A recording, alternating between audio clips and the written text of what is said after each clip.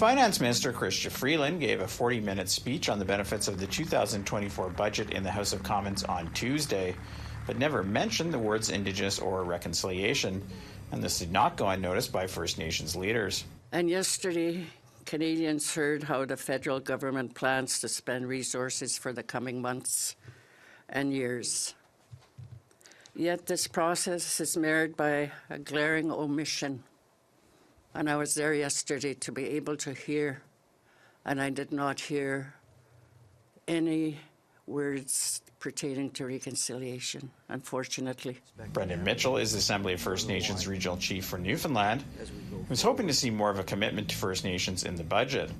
I was expecting to see what I refer to as a reconciliation budget yesterday. I'll say it this way. What I expected to see was a reconciliation budget, and we did not see it.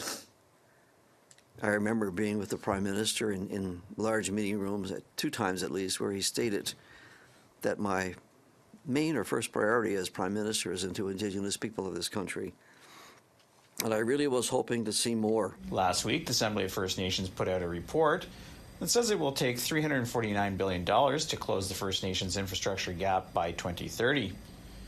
Ottawa does pledge $918 million over 5 years to address Indigenous housing and community infrastructure, but APTN National Chief Cindy Woodhouse-Neepanak says it's nowhere near enough. However, analyzing the budget's proposals for housing, policing, roads, and water fall far short of closing the long-standing infrastructure gaps that create so many difficulties for First Nations people. Mohawk Council of Akwesasne Grand Chief Abram Benedict also says First Nations people can't wait for government to address the growing gap. We're already disappointed. We see some new spending in different areas, but we know that the infrastructure in our communities continues to crumble. Overcrowding continues to be a reality for a number of our communities. Our remote communities, it's even worse. APTN News reached out to both the Métis National Council and Inuit Tapiriit Kanatami for comment, but neither were available for on-camera interviews.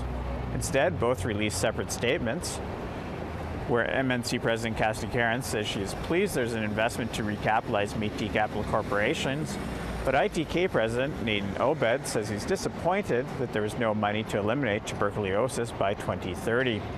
Fraser Needham, APTN National News, Ottawa. The Trudeau government committed $918 million over 5 years in new funding towards Indigenous housing and infrastructure. That money is in addition to the $5 billion from previous budgets. However, Grand Chief Cathy Merrick says it's not enough. Assembly of First Nations estimates that over $135 billion is needed to address the housing crisis in First Nations communities. The new investment would contribute to less than 1% of that cost. Other new Indigenous commitments include $1.1 billion for First Nations K-12 education and $1.1 billion toward First Nations and Inuit health over 5 years.